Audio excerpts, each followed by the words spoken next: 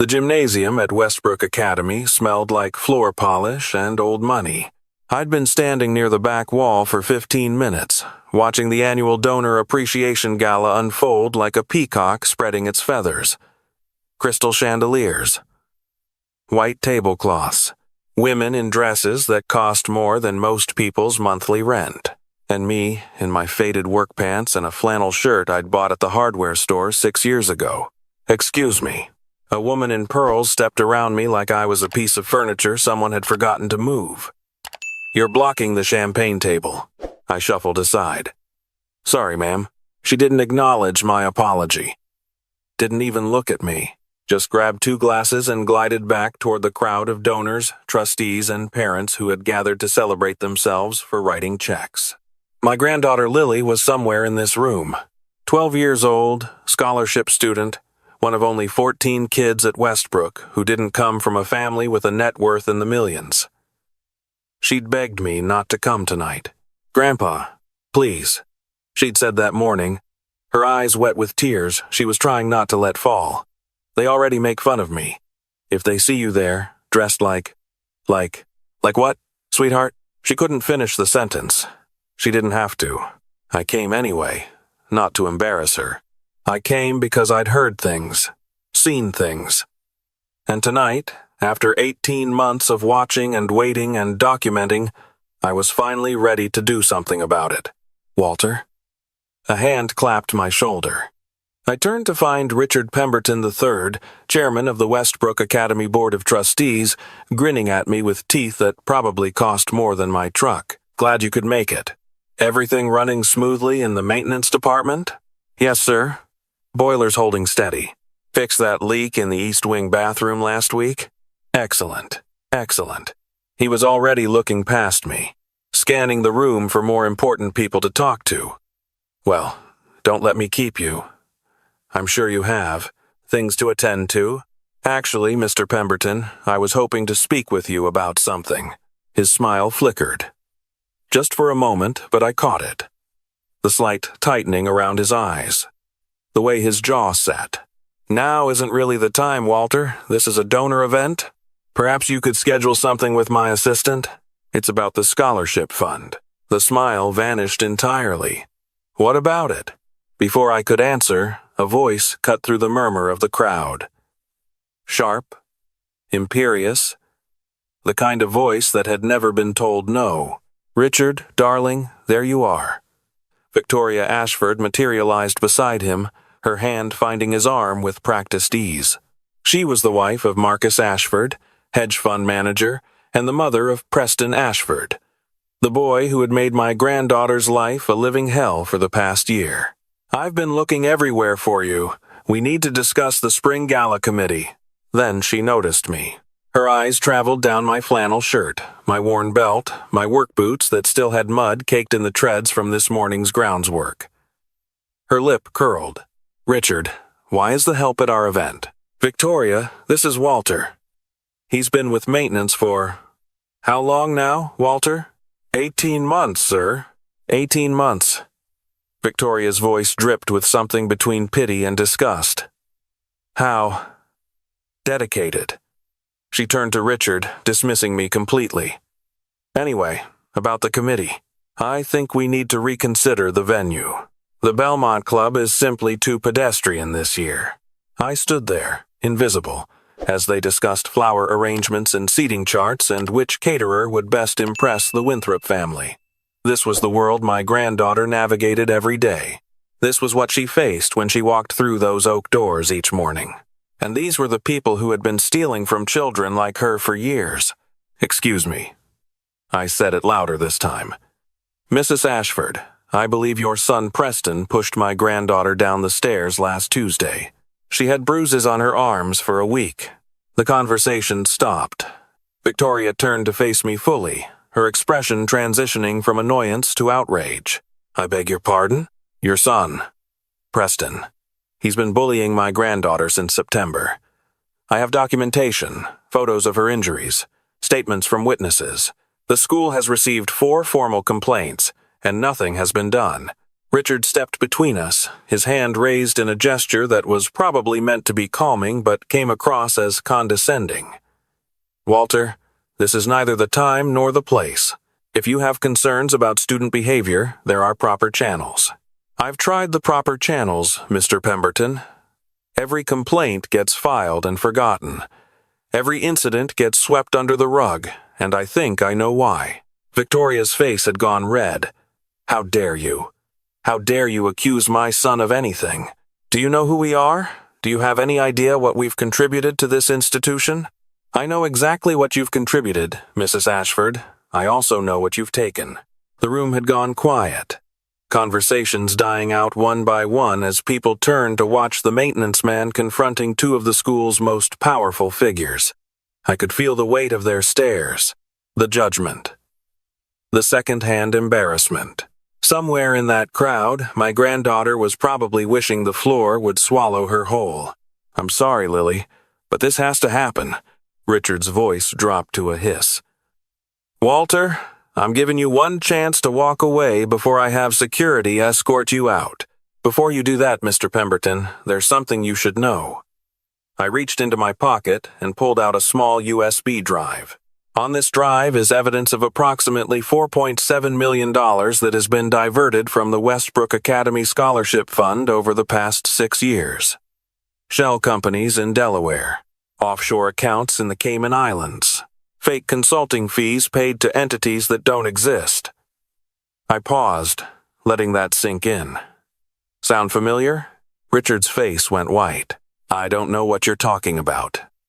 But his voice cracked on the last word. "I think you do. I think you've been skimming from the fund that's supposed to help kids like my granddaughter. Kids whose families can't afford $42,000 a year in tuition. Kids who came here because they believed in the promise of a better education." I held up the drive. "I have everything, Richard. Bank records, email chains, authorization signatures. Yours, specifically, on 17 different fraudulent transactions." Victoria was backing away now, her champagne glass trembling in her hand. "Richard, what is he talking about? What is this?" "He's lying. He's obviously lying. He's a maintenance worker, for God's sake. How would he even Perhaps," a new voice interrupted, "we should let him explain." The crowd parted. Dr. Eleanor Whitfield, the school's headmaster, walked toward us with measured steps. She was in her 60s, silver-haired, with the bearing of someone who had spent decades commanding classrooms and boardrooms alike. Behind her were two men in dark suits. I recognized them immediately. FBI. "Dr. Whitfield." Richard's voice had gone reedy. "Eleanor, whatever this man has told you, it's fabricated. I can explain everything." "I'm sure you can, Richard." Dr. Whitfield stopped beside me. "But first, I think we owe our guests an introduction." She turned to the crowd, her voice carrying across the silent gymnasium. "Ladies and gentlemen, I apologize for the disruption, but there's something you all deserve to know." She gestured toward me. "This is not Walter Jenkins, maintenance worker. This is Walter Harrison, former chief financial investigator for the Securities and Exchange Commission, and for the past 18 months, he has been conducting an investigation into financial improprieties at our institution." The murmur that swept through the crowd was like wind through dry leaves. Richard was shaking his head. No, that's impossible. We ran a background check. You ran a check on Walter Jenkins," I said. "An identity I've held for 2 years. Clean record, unremarkable work history, exactly the kind of person nobody looks twice at." I stepped closer to him. "That's the thing about people like you, Richard. You're so busy looking up at the people above you and down at the people below you that you never see what's right in front of your face." Richard Pemberton. One of the FBI agents moved forward, handcuffs catching the light from the chandeliers. "You're under arrest for wire fraud, embezzlement, and theft of charitable funds. You have the right to remain silent."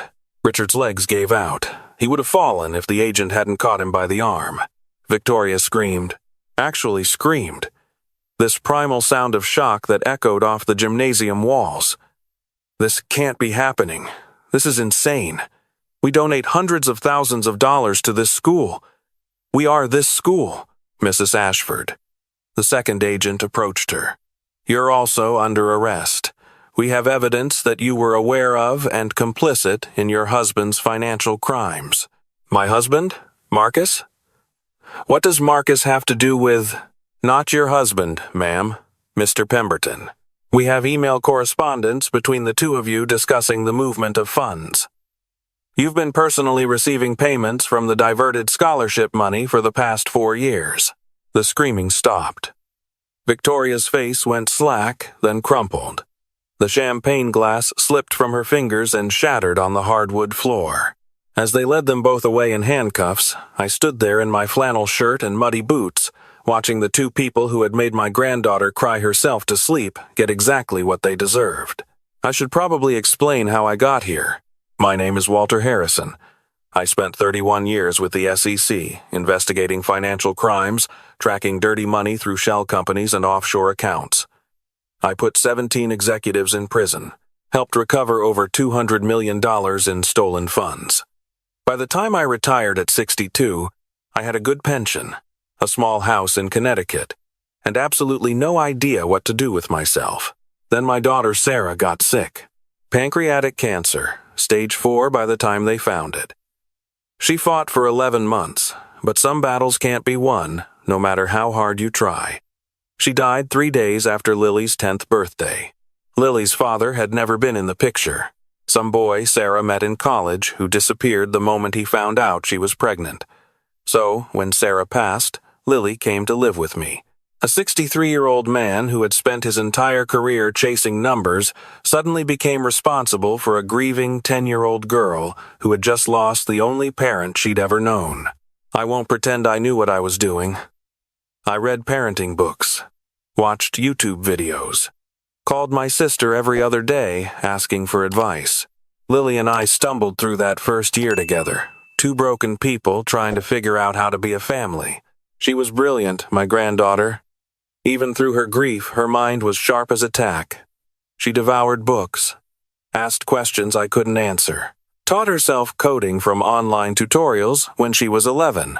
When she tested into the gifted program at her public school, I started looking for something more, something that could challenge her, something that could give her the future her mother would have wanted for her.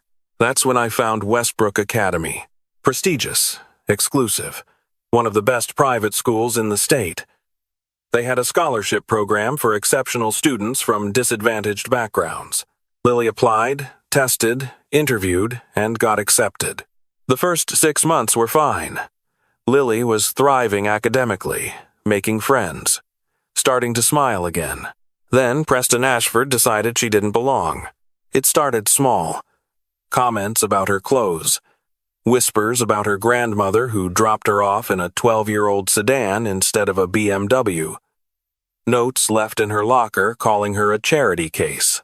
I told Lily to ignore it. I told her that kids could be cruel, but it would pass. I told her all the things adults tell children when they don't want to admit they can't fix the problem. It didn't pass. The bullying escalated. Books knocked out of her hands, tripped in the hallways, excluded from group projects. And through it all, the school did nothing. Every complaint I filed disappeared into bureaucratic quicksand. Every meeting with administrators ended with vague promises and no action. Then came the stairs. Lily called me from the nurse's office, her voice small and scared. She'd been pushed from behind on the main staircase, fallen 8 steps, bruises on her arms, her back, her hip. The nurse said she was lucky she didn't break anything. When I arrived to pick her up, I asked who had done it. The principal, a man named Gerald Hoffman, told me they were investigating. 2 weeks later, the investigation concluded that it was an accident. No witnesses, no evidence. Case closed. Except I knew it wasn't an accident. Lily had told me who pushed her, and when I looked into Preston Ashford's family, into their connections to the school, into the web of money and influence that protected him, I started seeing patterns. Patterns I recognized from 31 years of investigating financial crimes. The Ashfords donated heavily to Westbrook. So did the Pembertons. So did a dozen other families whose children never seemed to face consequences for their behavior. And at the center of it all was Richard Pemberton III, chairman of the board, managing the school's endowment and scholarship funds with the kind of autonomy that made my investigator instincts twitch. I started digging, quietly, carefully, using skills I'd spent a career perfecting. What I found was worse than I'd imagined. The scholarship fund that was supposed to help students like Lily. Over the past 6 years, nearly $5 million had been siphoned off. Fake vendors, phantom consulting fees, money flowing through shell companies before disappearing into private accounts. Richard Pemberton was the architect. Victoria Ashford was a willing participant. And Gerald Hoffman, the principal who kept burying my complaints about bullying, he was receiving monthly payments to look the other way. I could have reported it immediately. Called my old contacts at the SEC, the FBI, the DOJ. Let the system handle it. But I'd seen too many cases where wealthy defendants hired expensive lawyers and walked away with slaps on the wrist. I'd seen evidence disappear, witnesses recant, investigations stall. Richard Pemberton had connections. His family had been on Westbrook's board for 3 generations. If I moved too fast, if I spooked him, he might make everything vanish. More importantly, Lily was still at that school. Still in the crosshairs of people who thought their money made them untouchable. If I came forward as a former federal investigator making accusations against the board chairman, what would happen to her? Would she be expelled on some technicality? Would the bullying get even worse? I needed to be inside. I needed to gather evidence they couldn't dismiss or destroy. I needed to be invisible.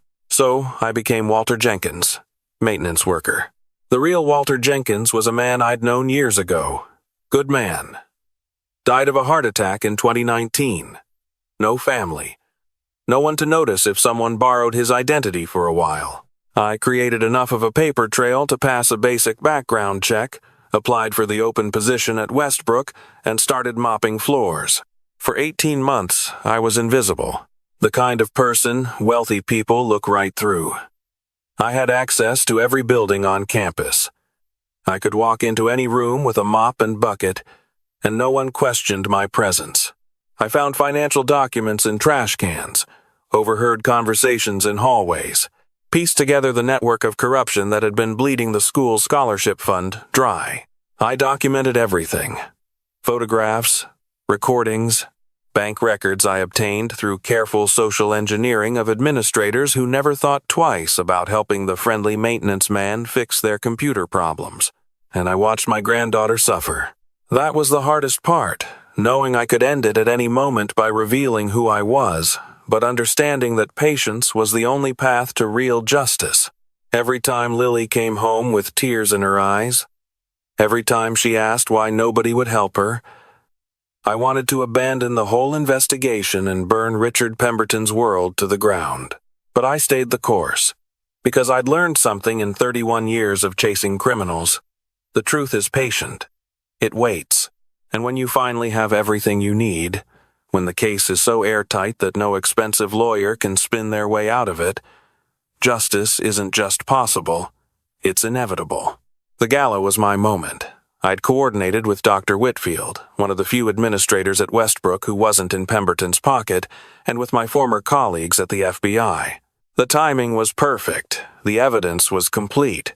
All I had to do was stand there in my flannel shirt and let them underestimate me one last time. The aftermath of the arrests was chaos. Richard Pemberton and Victoria Ashford were taken into custody. Gerald Hoffman, the principal, was arrested at his home an hour later. Marcus Ashford, Victoria's husband, was picked up at his office when investigators discovered he'd been helping launder the stolen funds through his hedge fund. The story hit the news that night. By morning, it was national. The prestigious Westbrook Academy, exposed as a haven for corruption and fraud. The wealthy elite, caught red-handed stealing from a fund meant to help underprivileged children. I did 3 interviews with major networks. I wore a nice suit this time, though part of me wanted to show up in my flannel shirt just to see the looks on people's faces. But my primary concern wasn't media attention. It was Lily. I found her in the gymnasium after the arrests, sitting alone on a folding chair in the corner. Her face was pale. Her hands were shaking.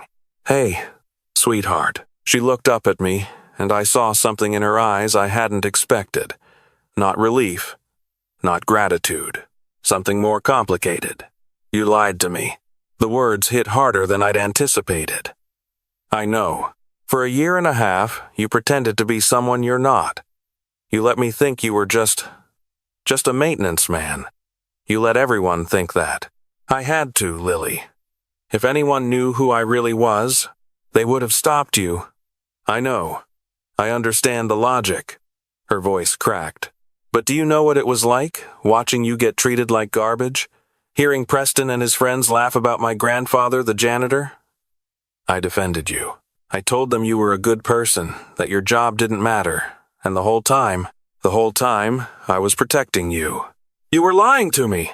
I sat down in the chair next to hers. The gymnasium was empty now except for us and a few staff members cleaning up the abandoned Gala. "You're right," I said. "I lied. I'm sorry." Lily wiped her eyes with the back of her hand. "I just don't understand why you couldn't tell me. I'm not a little kid anymore. I could have kept the secret. I know you could have. But I didn't want you to have to." I reached over and took her hand. "When you came to live with me after your mom died, I made a promise. I promised that I would do whatever it took to give you a safe place to grow up, a place where you could be yourself, where you could succeed on your own merits, not because of who your family was or how much money we had." I squeezed her hand. This school was supposed to be that place, and when I realized that the people running it were corrupt, that they were protecting bullies and stealing from kids like you, I knew I had to stop them. Not just for you, for all the scholarship students who came before you and all the ones who will come after. Lily was quiet for a long moment. Then, softly, "So you mopped floors for 18 months to catch them?" "I also fixed a lot of toilets." She laughed despite herself. A small, wet sound that made my chest ache. "That's actually kind of amazing, Grandpa." "I don't know about amazing. I just did what needed to be done. You gave up your retirement, your dignity. You let people treat you like you were nothing. I didn't give up anything." I smiled at her. "I had everything that mattered. I had you." She leaned against me, her head on my shoulder. We sat there for a while, two people who had lost so much, finding their way back to each other. "Grandpa? Yeah? What happens now?" "To the school, I mean. To my scholarship. The scholarship fund is being restructured. New oversight. New leadership. Dr. Whitfield is taking over as acting head of the board until they can conduct a full review." I paused. "As for you, your scholarship is secure. In fact, it turns out that when you remove the corrupt middle management, there's a lot more money available for actual students. So I can stay, if you want to. But that's your choice, Lily. Not mine. Not anyone else's." She thought about it. "I think I want to. I have friends here now. Real friends, not just the people who tolerated me because they had to." She looked up at me. "Besides, someone needs to keep an eye on this place. Make sure the new people don't turn out like the old ones. That's my girl." The trials took 8 months. The evidence was overwhelming. Richard Pemberton was convicted on 12 counts of wire fraud, embezzlement, and theft from a charitable organization. The judge sentenced him to 15 years in federal prison. I was in the courtroom when the verdict came down.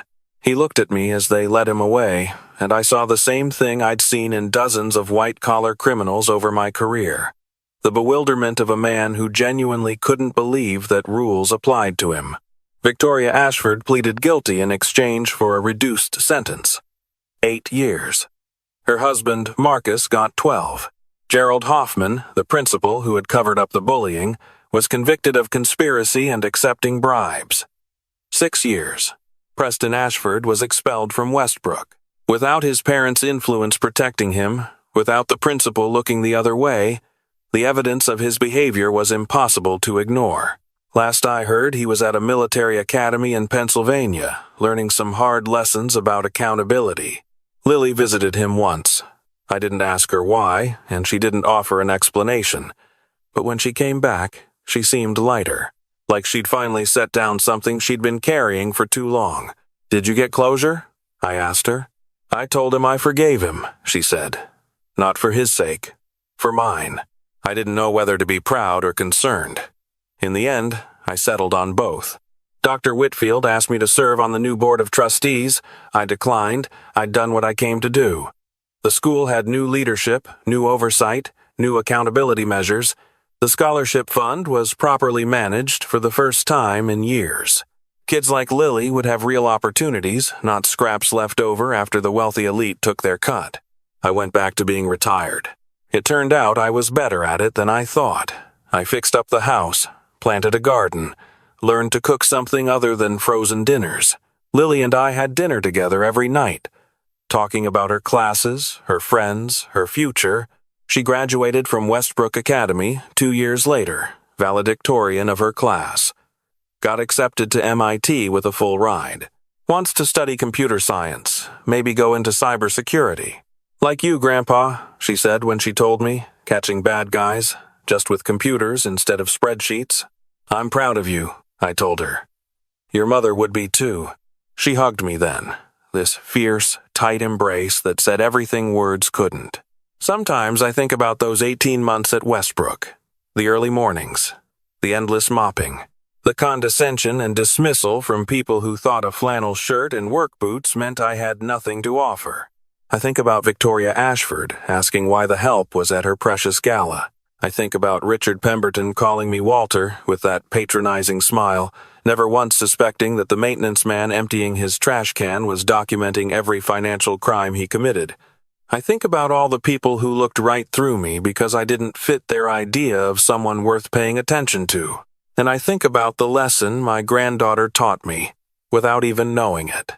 The world will try to tell you that your worth is determined by your clothes, your job, your bank account. It will sort you into categories based on appearance and assumption. It will decide whether you matter based on factors that have nothing to do with who you actually are. Don't let it, because the truth doesn't care about appearances. The truth doesn't care about designer suits or expensive lawyers or how much money you've donated to which charity. The truth just waits, patient as stone, until the moment comes to reveal itself. And when that moment comes, everything changes. My granddaughter is going to change the world someday. I believe that with every fiber of my being. Not because of what school she went to or what family she came from, because of who she is. Because of the strength she showed when everything was against her. Because of the grace she found to forgive a boy who had made her life miserable. I spent 31 years chasing criminals. I thought that was my legacy. Turns out I was wrong. My legacy is sitting in a dorm room at MIT right now, probably up too late coding something I couldn't understand if she explained it to me. My legacy is a young woman who knows that justice matters, that truth matters, that standing up for what's right is worth any sacrifice. So here's my question for you. What would you do to protect the people you love? How far would you go to make sure the truth came out? I mopped floors for 18 months. I let wealthy people laugh at my clothes and dismiss me as nobody.